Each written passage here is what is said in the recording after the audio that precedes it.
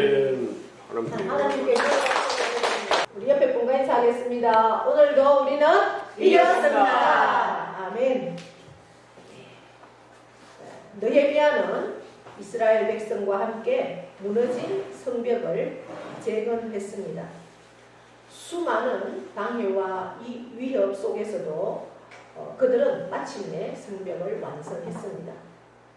그리고 관리자, 지도자도 세웠습니다. 이제 외적인 안정은 찾아왔습니다. 그런데 다음 장면이 참 인상적입니다. 성벽이 다 완성되자 백성들은 에스라에게 율법책을 가져오라고 요청합니다. 왜일까요? 성벽은 세워졌지만 아직 무너져 있는 곳이 있었기 때문입니다. 그것은 바로 그들의 마음이었습니다. 저와 여러분의 삶도 내가 노후에 편안하게 살 수 있는 안정된 집도 있고, 또 뭐 젊은이들은 또 직장도 있고, 해야 할 우리가 할 수 있는 내 삶의 터전인 농토도 있고, 또 자녀도 있고, 이 외적인 겉으로의 어떠한 모습들은 괜찮아 보입니다. 아무런 부족함이 없는 것처럼 보입니다. 통장에는 돈도 든든히 있고 뭐 부족함이 없어요. 그런데 마음은 어떻습니까? 그만큼 든든합니까? 마음은 지쳐 있을 수 있고 또 신앙은 메말라 있을 수 있다는 겁니다. 그러면 우리가 외적인 이러한 풍성함, 안정됨 이런 것들로 우리가 그대로 만족할 수 있을까? 오늘 말씀은 그럴 수 없다는 겁니다.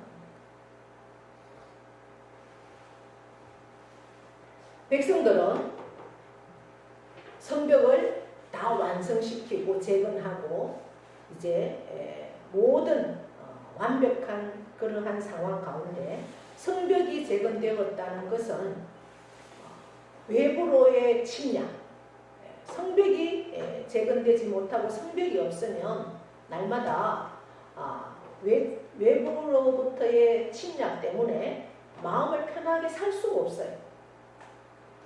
한시도 발 뻗고 잠을 잘 수가 없다는 거죠. 늘 긴장하고 있어야 되고 늘 호시탐탐 자기들이 알 수 없는 사이에 와서 도둑질 해가지고 하고 하니까 늘 불안한 그러한 상황에 있는데, 이제 성벽이 완공이 되니까 외부에서 마음대로 들어올 수가 없죠. 그렇기 때문에 이제 마음은 편안합니다. 외부의 침략이 없으니까, 외적인 것. 그런데 왜 백성들은 그 수문앞 광장에 모여야만 했을까요? 오늘 우리가 읽은 말씀에 보니까 3절에 새벽부터 정오까지 이렇게 모였다고 합니다. 이스라엘은 하루의 시작이 저녁에 시작을 합니다. 우리는 아침부터 시작을 하죠. 해가 지는 시간부터 하루가 시작이 됩니다. 그래서 이들은, 그리고 이스라엘은 날씨가 굉장히 덥습니다. 또 추울 때는 비가 많이 오고, 지금 우리가 느헤미야서의 말씀을 통해서 보면 성벽을 재건할 때가 우기를 피해서 성벽을 재건했기 때문에 굉장히 더운 여름이었습니다. 그런데 그 52일 동안 약 2달간에 걸쳐서 무려 5km 정도가 되는 그러한 성벽을, 그 다음에 높이가 아파트 5층 정도가 되는 그러한 높이를 기계가 돌을 쌓는 것도 아니고 우리 사람의 손으로 그 돌을 쌓아서 성을 만들었다는 것은 참으로 기적입니다. 놀랍습니다. 그렇게 52일 동안 그들이 너무나 짧은 시간에 그것을 다 만들었는데, 새벽부터 정오까지, 그리고 너무 정오가 지나는 시간에는 우리도 한여름에는 낮 12시 이후에는 거의 덜에 나가지 않죠. 거의 해가 조금 햇살이 기울어질 때 오후 뭐 4시 이후에 이렇게 덜에 나가는 모습을 제가 봅니다. 그러니까 한낮에는 말씀을 들었고 일을 할 수 없는 굉장히 뜨거운 그러한 날씨입니다. 그래서 이들은 수문학 광장에 언제 모였느냐? 새벽에 모였다고 했어요. 새벽에. 그럼 왜 새벽에 그렇게 그들이 모였을까? 그들이 염원하고 있던 성벽이 다 재건이 되었는데 이제는 뭐 염려할 필요가 없는데 불안해할 필요가 없는데 왜 새벽에 모였을까?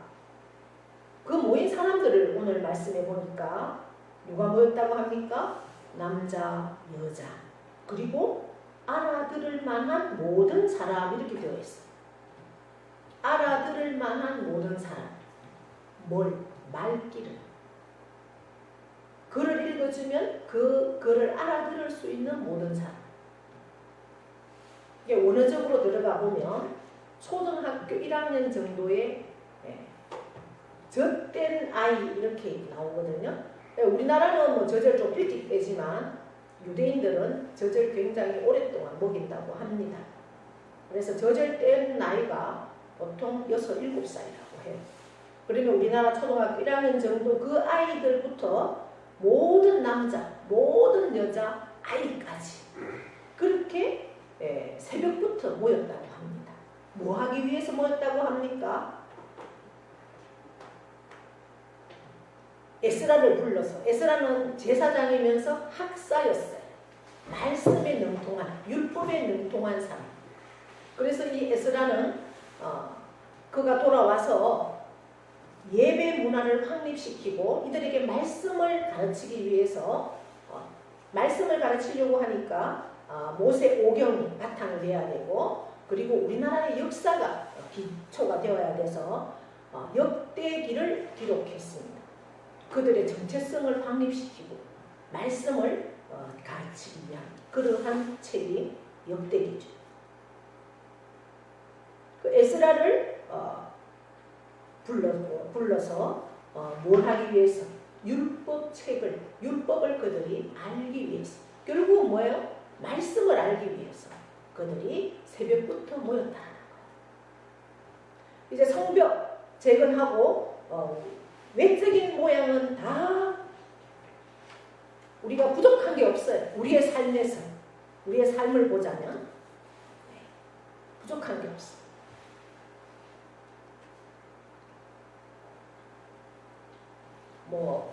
건강하고 또 돈도 적당히 노년에 우리가 얼마든지 쓸 수 있는 만큼 있고 자녀들도 속 썩이는 자녀가 없고 그러면 부족한 게 아무것도 없잖아요. 외적으로. 그런데 내 심령 말씀이 없어서 너무나 황폐해 있어. 마른 뼈짜기 같은 그러한 자신들의 모습을 발견했기 때문에 그들은 새벽부터 모였어요. 말씀을 듣기 위해서. 그리고 그 학사 에스라를 초대해서 그들이 수문학 광장에 모였어요.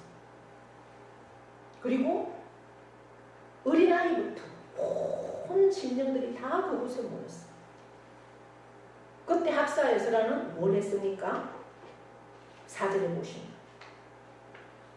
특별히 지은 나무 강단에 섰다 이렇게 되어 있어요. 나무 강단. 지금으로 보면 이 설교단처럼 이런 나무 강단을 만들었던 것 같아요. 설교단을. 그리고 그 오른쪽에는 우리 마띠자부터 여러 사람들을 우리가 보았죠. 그러한 레위 사람들, 지도자들이 있고 그리고 이제 에스라가 모든 백성 위에 이렇게 서서 백성들은 이 수문학 광장에 다 모여 있어요. 네, 에스라가 이렇게 강단 위에 서서 그들의 목전에 책을 폈어요. 율법책이죠. 지금 우리로 보면 뭐예요? 성경책을 폈어요. 그 성경을 읽기 위해서. 그때 모든 백성이 어떻게 했다고 그래요? 일어섰다 그랬어요. 우리는 이제 계속 일어서서 처음 일어서서 찬양을 부르고 교동문을 하고 신앙 고백을 하고 이제 말씀을 들을 때는 어떻게 해요? 앉잖아요. 완전 밤되잖아요. 그죠? 근데 이들은 말씀을 듣기 위해서 앉아있다가 다 일어섰어요. 에스라가 이렇게 말합니다. 위대하신 하나님 여호와를 송축하네. 모든 백성이 어떻게 했다고요? 손을 들고 아멘을 한 번만 했어요. 아멘 아멘. 그러니까 에스라의 말씀이 에스라가 설교를 한 게 아니에요. 말씀을 읽었어요. 무슨 말씀이겠습니까? 모세 율법. 말씀을 그냥 읽기만 하는데 백성들은 그 말씀을 마음으로 받기 때문에 손을 들면서 손을 든다는 건 뭐예요? 항복이에요. 항복. 네 하나님 맞습니다. 내가 말씀대로 살지 못했습니다. 나를 용서해 주시고 내가 그렇게 살겠습니다. 이제 나의 주인은 하나님이십니다. 이러한 고백이죠. 그러면서 그 에스라가 말씀을 읽을 때마다 아멘 아멘. 아멘은 뭔 뜻이에요? 내가 그렇게 하겠습니다. 동의합니다. 내가 그대로 살겠습니다. 이 말이에요. 그렇게 응답하고 몸을 어떻게 했다고 합니까? 굽혀 얼굴을 땅에 대고 여호와께 경배합니다. 서서 말씀을 손으로 들면서 아멘 아멘 하다가 그것도 부족해서 그 말씀 앞에 얼굴에 땅을 대고 굽혀서 경배합니다. 그래서 여러 가지 할랄 식품이니 이렇게 해서 많이 지금 잠식을 당하고 있는데 우리가 그러한 부분에 대해서도 무조건 오픈할 것이 아니라 많이 우리가 기독교적인 그러한 입장에서 보면은 주의할 부분도 상당히 있어요. 피해를 당하는 사람들도 많다고 합니다.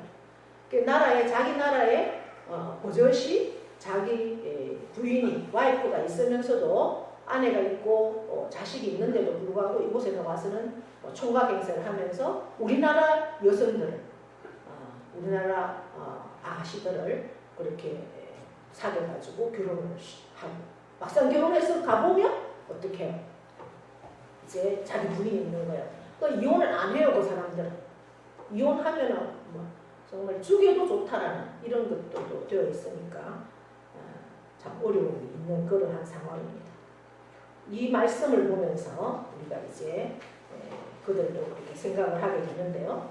그만큼 그냥 종교에 지나지 않지만 그들은 그만큼 철저하게 자기 종교 예수 그리스도가 나의 주인이고 예수 그리스도는 나를 위해서 생명을 내어주신 그 예수님이 나의 주인인데 나는 진정으로 그 말씀 앞에 얼마나 경배하고 구별하고 결단해서 살고 있는지를 오늘 이 말씀을 통해서 다시 한번 깨닫고 그 말씀 앞에 회복되는 역사가 있기를 바랍니다.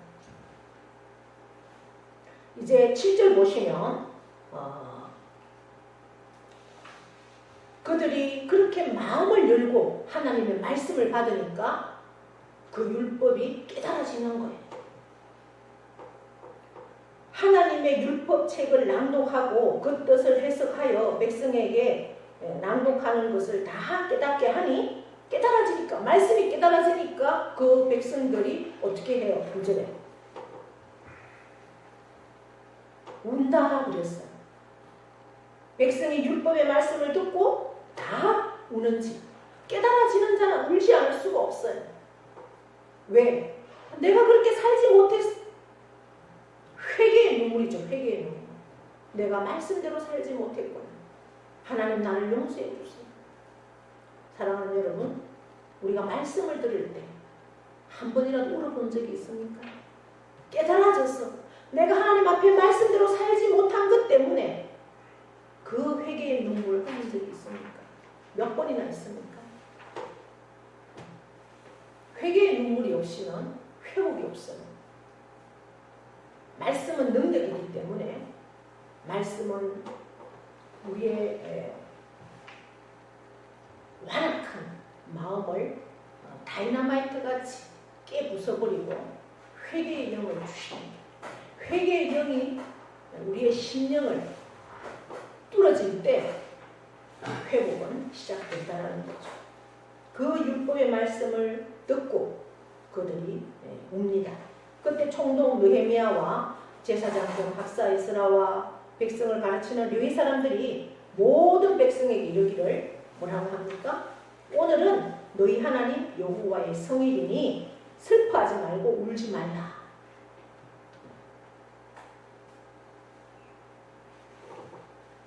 뭐 회개의 영이 임하고 말씀이 깨달아지면 자동으로 눈물이 안 흐를 수가 없어요. 그것은 슬픔의 눈물이라기보다는 정말 능력의 눈물, 회복의 눈물이죠.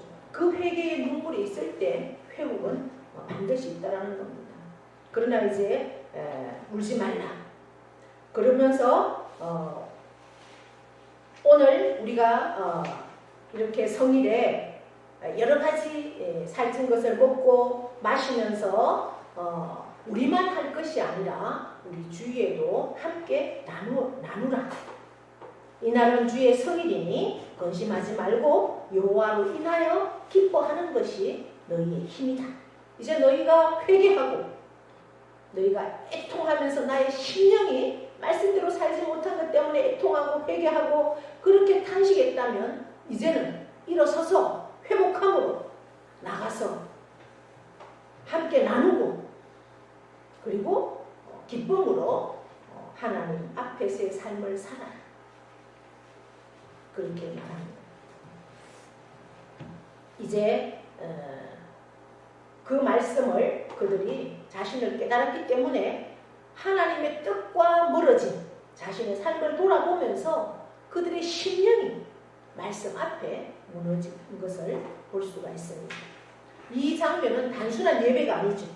말씀을 통한 공동체 회복의 시작입니다. 말씀은 그들의 마음을 흔들었고 그 흔들림은 눈물로 나타났던 것이죠. 회개는 슬픔으로만 끝나는 것이 아닙니다. 회개는 말씀은 우리를 치고 우리를 깨닫게 하고 우리를 울게 하지만 결국 그 회개의 역사는 기쁨으로 우리의 삶을 이끄는 것입니다. 할렐루야. 말씀은 죄를 드러냅니다. 말씀을 통해서 나의 죄를 깨닫게 되고 그 죄를 드러냅니다. 동시에 은혜를 보여주시는 거죠. 말씀은 우리를 죄에서 또한 회개의 영으로 우리를 무너뜨리지만 동시에 다시 우리를 세워주시는 능력이 바로 말씀입니다. 저와 여러분의 삶은 여러 가지 무게와 책임감으로 또 살아가는 여정입니다. 그 여정 속에서도 우리가 다시 힘을 얻고 기쁨을 회복하는 길, 그것은 바로 말씀 앞에 서는 것입니다. 그리고 말씀으로 돌아가는 것, 그것이 바로 회복의 삶이요 기쁨의 삶입니다. 사랑하는 성도 여러분, 우리가 말씀을 마음을 활짝 열고 오늘도 내게 주실 하나님의 말씀을 기대하면서 말씀을 받으면 그 말씀을 나의 마음으로 받을 수 있고 그 말씀이 내게 살아있는 능력의 말씀으로 받을 수가 있습니다. 말씀을 그대로 그냥 듣고 흘러보내지 마십시오. 그 말씀이 나에게 주시는 말씀, 레마의 말씀으로 받을 때 내 삶은 놀라운 하나님의 자녀로서의 능력의 삶을 살 수 있다는 겁니다. 지식으로만 받지 마십시오. 나 말씀 다 알아. 그럼 뭐 어떡하라고. 삶은 엉망인데. 알고만 있으면 뭐 하냐고. 삶이 살아야지. 우리의 삶을 회복시키는 능력, 그것이 말씀이라는 사실입니다. 지식으로만 받지 마시고 내게 주시는 하나님 레마의 말씀으로 받을 수 있기를 축복합니다. 말씀을 통해서 우리는 힘을 얻고 다시 기쁨으로 나아갈 수가 있습니다. 말씀은 우리를 흔들지만 그 흔들림 속에서 요동치는 그 흔들림 속에서 하나님은 우리를 다시 세우십니다. 오늘 느헤미야 8장의 백성들처럼 우리도 말씀 앞에 서야 합니다. 새벽부터 정오까지 너무 뜨거운 그 시간에 우리가 말씀을 받을 수 없기 때문에 그들은 새벽부터 나와서 말씀을 받았습니다. 무려 몇 시간? 6시간. 우리는 말씀 겨우 15분에서 20분도 채 안전합니다. 그런데 아마 시간 좀 돼가면 이런 사람도 있더라고요. 네, 빨리 끝내라 이런 식으로 같아요. 아마 또 다른 책가방 싸는 사람도 있어요. 무려 이 사람들은 6시간 그렇게 말씀 앞에 자신을 드렸습니다. 말씀 앞에 서는 시간, 예배의 시간은 하나님과 대면하는 시간입니다.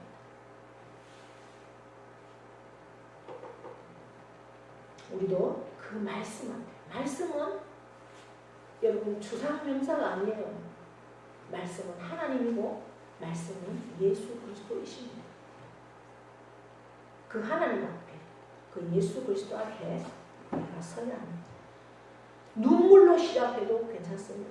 말씀은 결국 회복의 시작이고 그 눈물은 결국 우리를 기쁨으로 이끕니다. 오늘 말씀의 능력으로 회복이 시작되기를 축복합니다. 아멘. 저와 여러분의 그 회복은 나의 심령을 통해서, 나의 삶을 통해서 우리 가정을 회복시키고 우리 공동체를 회복시키고 우리 교회를 회복시키고 또한 지역과 민족을 회복시키는 그러한 놀라운 통로가 될 수 있습니다.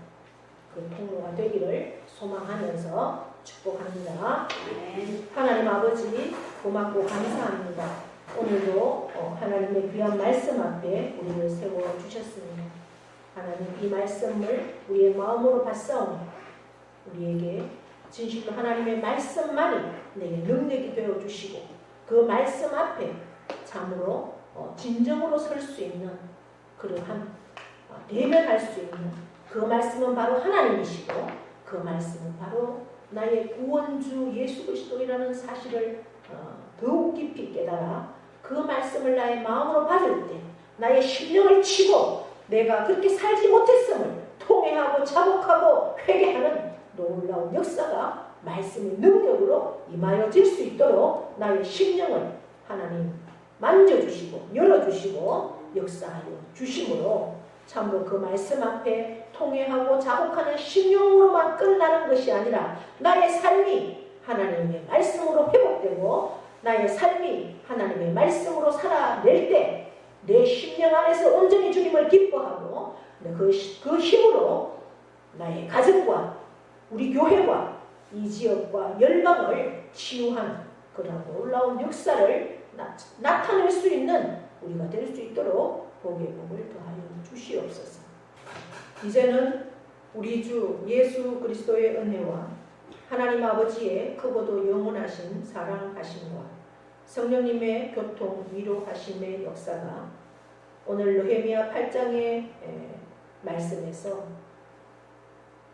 수문학 광장에 선 그 모든 백성들처럼 우리도 말씀을 사모하게 하시고 그 말씀을 받을 때 참으로 나의 마음의 문을 활짝 열고 그 말씀을 받을 때 우리가 회개하고 통회하고 자복하는 심령으로 결국 회복의 역사가 있기를 날마다 사모하며 그 사모함으로 말씀이 받아질 때 그 말씀 앞에 내 삶으로 살기를 결단하는 사랑하는 모든 심령 위에와 그 가정과 자녀와 기업과 일터 위에 영원토록 함께 하시기를 축원하옵나이다.